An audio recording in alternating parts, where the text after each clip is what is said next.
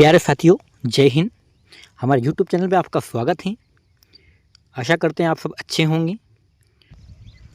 जैसा कि आप सब जानते हैं कि वर्तमान में अतिथि शिक्षकों की जो प्रोफाइल अपडेशन का काम नए पोर्टल पर चल रहा है, तो उसके बारे में ही इस वीडियो में आज हम चर्चा करने वाले हैं।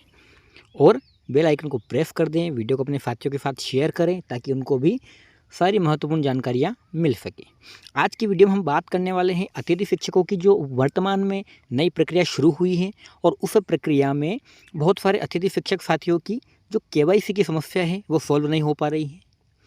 केवाईसी करने पर उनकी जो जानकारियां हैं वो गलत बता रहे हैं।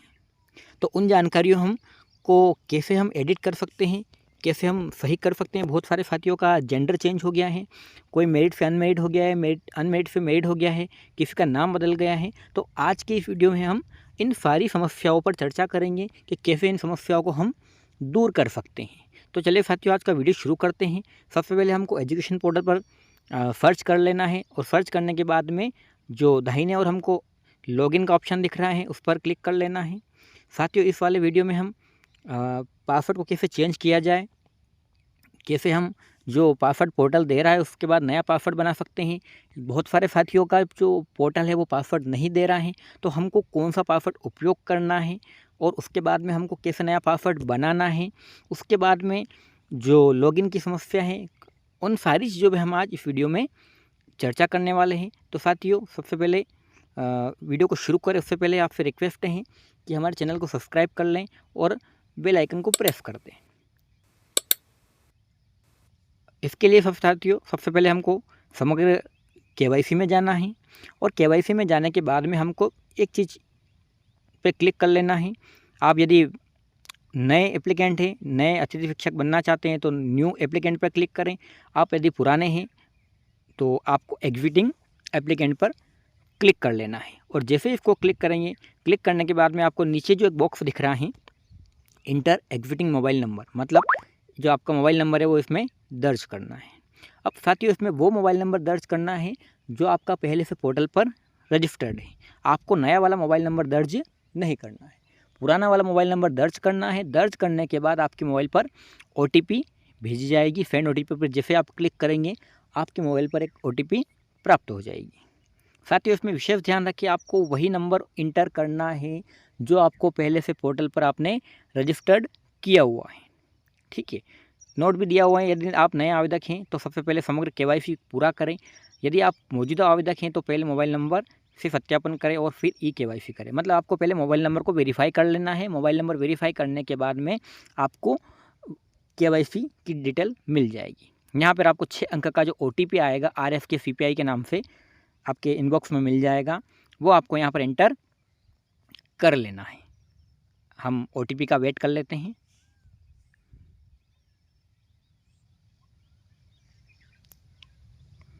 OTP आने में थोड़ा समय लग रहा है।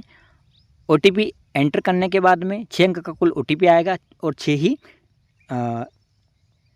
न्यूमेरिक रहेंगे। ठीक है, तो वेरीफाई OTP पर जैसे हम क्लिक करते हैं तो ये यहाँ पर मेरी डिटेल आ जाती है।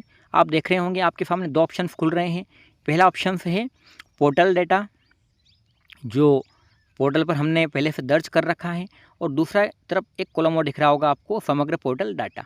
आप देख सकते हैं ऊपर guest faculty verification registration via समग्र, तो ये समग्र से आपको वेरीफाई कर लेना है। आपको नाम दिख रहा होगा, father name, mobile mother name, gender, date of birth, और आपका मोबाइल नंबर जो रजिस्टर्ड आपने पोर्टल पर कर रखा है, डेट ऑफ बर्थ वगैरह सारी चीज़ें आपको मिल जाएगी। अब आपको दूसरी तरफ एक जो कॉलम है ये खाली दिख रहा है।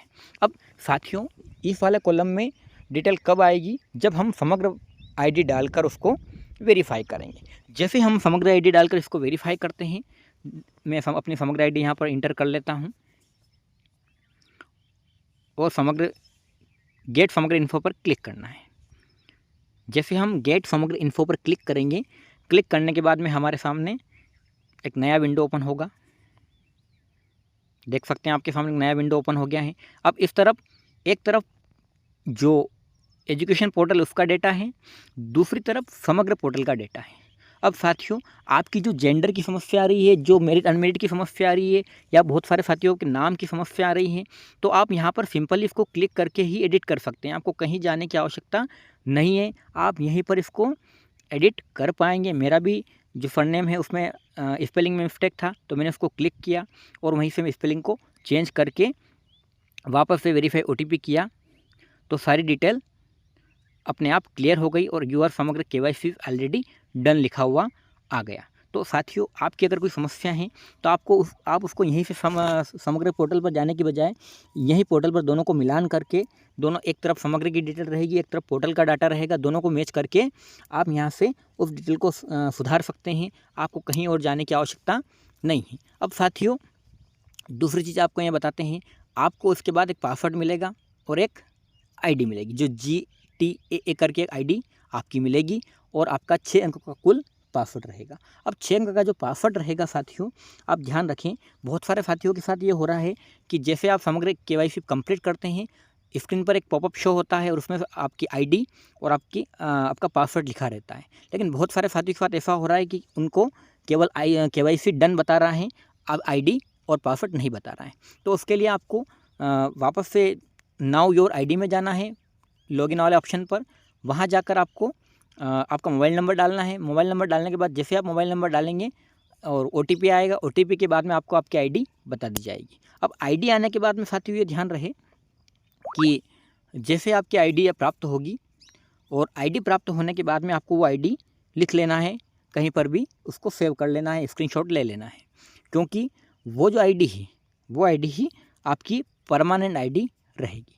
अब उसके बाद में आपको यदि पासवर्ड नहीं मिलता है तो आपको 123 डालना है और 123 डालने के बाद में आपको नया पासवर्ड क्रिएट कर लेना है। नए पासवर्ड में ध्यान रखें, पासवर्ड स्ट्रॉन्ग हो, न्यूमेरिक भी हो, अपर लेटर हो, लोअर लेटर हो, ये सारी चीज़ें उसमें होना चाहिए। और उसके बाद वापस से आपको नया पासवर्ड बनाकर आपको वेरीफाई OTP पर क्लिक कर लेना है। जैसे ही आप वेरीफाई OTP पर क्लिक करेंगे, OTP पर क्लिक करने के बाद में आपके सामने जो है नीचे आपको कैप्चा भी एंटर कर लेना है और कैप्चा एंटर करने के बाद में आप लॉगिन कर पाएंगे। लॉगिन करने के बाद में आपके सामने कुछ इस प्रकार का जो पोर्टल का इंटरफेस है वो शो होने लगेगा और यहाँ पर आपके सामने ऑप्शन आ रहा है स्कूल एजुकेशन डिपार्टमेंट। तो ये साथियों जो नया पोर्टल शासन की ओर से लॉन्च किया गया है, एजुकेशन पोर्टल 3, हालांकि देखा जाए तो ये वर्तमान में अभी तक पूरी तरह से कार्य नहीं कर रहा है। यहाँ पर आधी अधूरी जानकारियाँ ही मिल रही हैं, लेकिन फिर भी अतिथि शिक्षकों की जो पोर्टल ID जनरेशन का कार्य है वो हो रहा है। तो साथियों जैसे हम इसको क्लिक करते हैं, ये जो एरो का निशान आपको दिख रहा है, इसको क्लिक करेंगे तो जानकारी आएगी अपडेट इन्फॉर्मेशन में और जनरेट स्कोर कार्ड। तो जैसे हम इनको क्लिक करेंगे तो अपडेट इन्फॉर्मेशन फ़िलहाल में ये कार्य नहीं चल रहा है, लेकिन जनरेट स्कोर कार्ड का जो अपन देखेंगे, तो जैसे हम जनरेट स्कोर कार्ड पर क्लिक करते हैं तो हमारे सामने नया विंडो ओपन हो जाता है और ये जो है हमारे सामने स्कोर कार्ड फ़िलहाल नहीं बताएगा, क्योंकि स्कोर कार्ड नहीं बताने का कारण है कि हमारा जो प्रोफाइल है वो वेरिफिकेशन उसका नहीं हुआ है। लेकिन अपनी जो पुरानी प्रोफाइल है वो